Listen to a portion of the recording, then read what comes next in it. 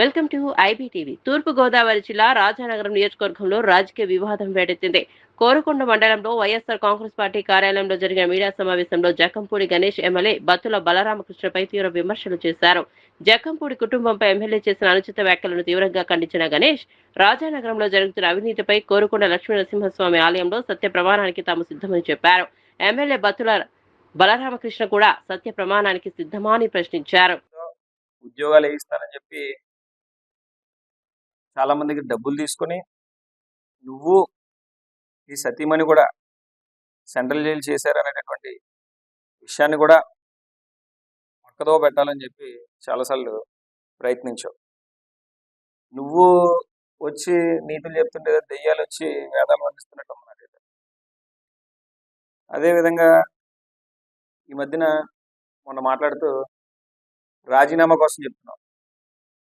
అసలు నీ రాజీనామా భాగోతం ఏంటో గతంలో నువ్వు ఎంపీటీసీగా పనిచేసినప్పుడే చూసాం. మా పార్టీ గుర్తు మీద, మా పార్టీ కార్యకర్తలందరి కష్టం మీద గెలిచినటువంటి ఆ ఎంపీటీసీ పదవిని రాజీనామా ఇచ్చి వచ్చి ఎన్నికల్లో పోటీ చేయరా బాబు అంటే, ఇక్కడేమో రాజీనామా ఇస్తాను అని అంటావు, పైకి వెళ్ళేమో హైకోర్టు నుంచి స్టేలు తెచ్చుకుంటావు. నువ్వు రాజీనామాల కోసం మాట్లాడటం. అదేవిధంగా డొంక తిరుగు లేకుండా నీకు దమ్ము ఉంటే, ధైర్యం ఉంటే ముందుకురా. మేము చేసినటువంటి ఆరోపణలు కానీ, నువ్వు మా మీద చేసినటువంటి ఆరోపణలు కానీ ఎంతవరకు నిజాయితీ ఉందో కోరుకొండ లక్ష్మీనరసింహస్వామి ఆలయం దగ్గరే, స్వామివారి దగ్గరే నిరూపించుకుందాం. కానీ నీకు దేవుడి మీద పెద్దగా భక్తి శ్రద్ధలు ఉండవన్న విషయం బాగా తెలుసు. అందుకని చెప్పి నువ్వు నిజాయితీ పరుడని, నీ గెలుపు కోసం కష్టపడినటువంటి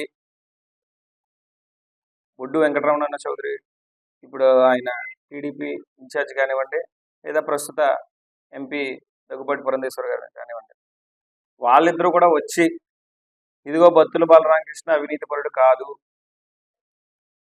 అని చెప్పి లక్ష్మీనరసింహస్వామి ఆలయం దగ్గరికి కుటుంబ సమేతంగా వచ్చి ప్రమాణం చేస్తే ఆ క్షణం నుండి మరలా ఇంకా నీ ఊసు కానీ, నీ విషయాలు కానీ ఖచ్చితంగా ఎత్తాం. ఈ రోజున ఖచ్చితంగా ఈ విషయాల్లో వెంకటరమణ చౌదరి కూడా భాగస్వాముడే. ఎందుకు చెప్తా ఉన్నానంటే ఈ మాట, ఇప్పుడు ఈనాటి ఏంటంటే బలరామకృష్ణ ఇంకా మంచిగా అవినీతి అక్రమాలు చేస్తూ ఉంటే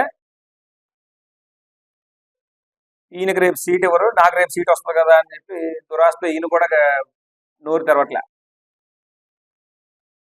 అంత అమాయకులు ఏం కాదు. ఒకసారి ఏదో లక్కీ డ్రాలు అప్పుడప్పుడు తగులుతూ ఉంటాయి. వాళ్ళ లక్కీ డ్రాలో అయిపోయినటువంటి ఎమ్మెల్యేవి. నువ్వు రాజా కోసం మాట్లాడేంత స్థాయి నీకుందని నేను అనుకోవట్లే. నువ్వు దిగజారి మాట్లాడే ముందు ఒక మాట చెప్తున్నా, నువ్వు మాటలతో యుద్ధం అంటే మాటలతో చూసుకోవచ్చు, లేదు ఏదైనా కత్తులు కటారులు పట్టుకొని రావాలి అంటే దానికి కూడా సిద్ధమే, భయపడేది ఏం లేదు.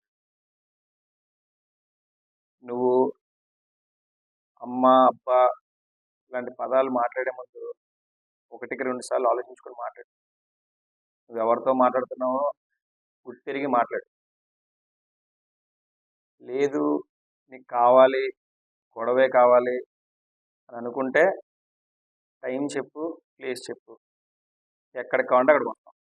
ఇబ్బంది ఏం లేదు.